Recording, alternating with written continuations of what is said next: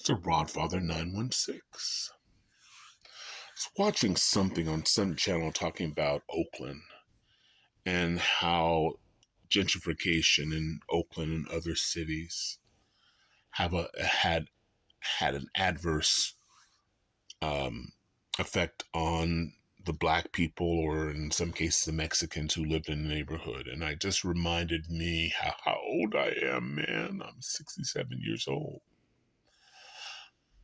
When I came in, my parents moved from a all black neighborhood to one that was mostly white. This is before integration, and I was itty bitty little baby. And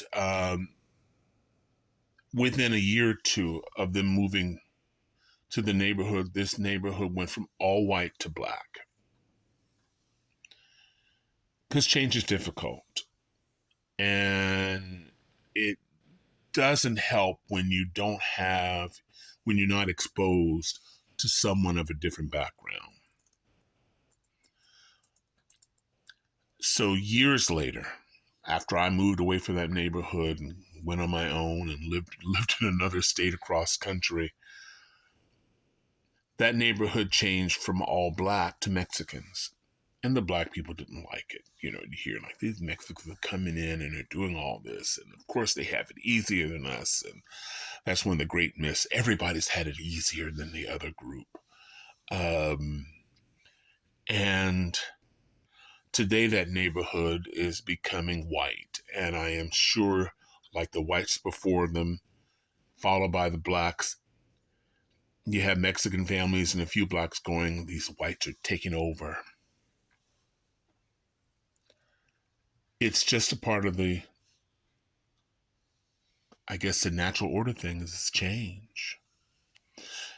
Change is difficult. Nobody's going to ask you permission to change. But I remembered of an old story. And it goes this way. It's real simple. As trees grow, those trees that learn to bend with the wind, the wind's coming from north now, they can bend to the south. They grow up to be mighty, strong trees. But like people, you have people who don't bend. They're stiff. And a gust of wind comes from a direction I'm not familiar with. Break out a limb and they die. These trees die. They don't live this long. They're choices we have. I was part of Integration 2.0. This is where white people were forced to move to go. Their kids were forced to go to black schools, or the schools were Mexicans. And this is in the early 70s. We're talking about Michael Jackson, I Want You Back, and ABC. This is a while ago. Black people had a choice of going to white schools, not because they wanted to be white people. The fact is, and that's why the affirmative action, this ruling sucks, is because it's not that we're rushing to be with you, but we know that our education is inferior to yours. This is proven. If you ever go to Atlanta, one of the wonderful things you can go to, and it's heartbreaking, but it tells you how far we've come, is to go to the Martin Luther King Center. The new books went to the schools. The inferior teachers went to the black schools. I had a kindergarten teacher first grade teacher who beat me. And she would beat to other black students and Asian students. There's only like five white kids in the class. The rest of it was black, Mexican, Filipinos, and Chinese. And she would beat the crap out of us. My mother wasn't down for that.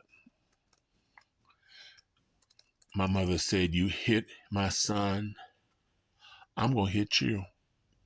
I will go to jail. I'm not afraid of you because you're a white woman." My mom was a pistol, but she was not one to be played with. But I was part of the Integration 2.0. And over time, a lot of us became friends. And as I grew older, my friends were Chinese, Japanese, Russian. We had a few Jews in the class, Mexicans, of course, Filipinos, of course, uh, uh, kids from San Salvador, El Salvador, and we were cool. Once we realized that we had McDonald's in common, some of us are Ford fans, some of us are GM fans. My Mexican friends, the fathers, they would work on the old. I have this thing about oldies today. If you look at my videos, I love lowriders. I grew up with Mexican families that had lowriders, and their fathers would, because one of the fathers, he would try to give me a beer. I couldn't drink beer. I was such a square, but he would give us a little can of beer with the pull tabs. But we in most cases we couldn't go into our friend's house. We knew that it was unspoken.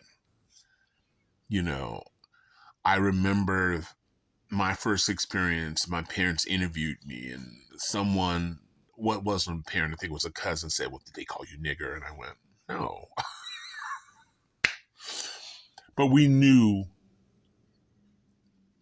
in many cases we weren't welcome in the house.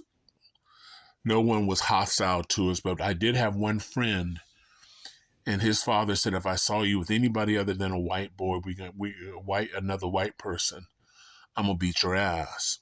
And so I had a car, and we would drop him off a mile from the house, and we would always hide him, like he would be in our laps. But one day, a family friend, saw us all eating McDonald's. Because back in the day, McDonald's is the place to go. There were doggy diners and other places in the Bay Area, but it was McDonald's. McDonald's is cool, Jack. Give me an orangeade. Like 20 cents, something like that. But his father heard about it, and they moved. I never saw him again.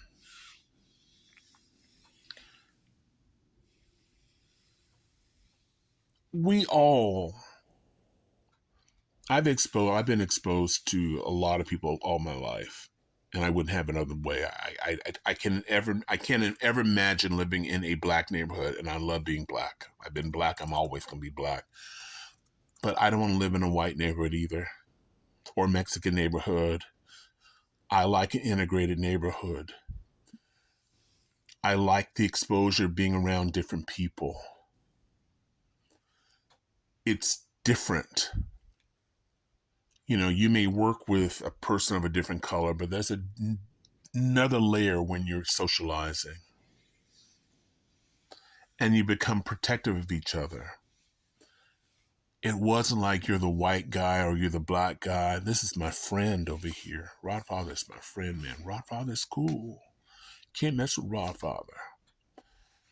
And once you're exposed to enough people who are different than you realize that we're pretty much the same. Yeah, every group says, yeah, we have it harder. We have it harder than the last group. Oh, they don't know what we go through.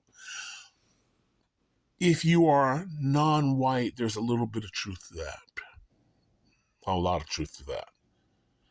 But for the most part, even if you're white and well-to-do, black people and brown people and other people have things in common. Parents who don't understand, and in-laws, and all the dynamics of being part of a family. No matter what color you are, we all share that. So I'm going to end here. Change is difficult, but change can be wonderful. I want to keep learning. I don't want to keep dying, like keep being the same and being afraid and lost in ignorance. This is a Rod Father wishing you love, joy, peace, and happiness.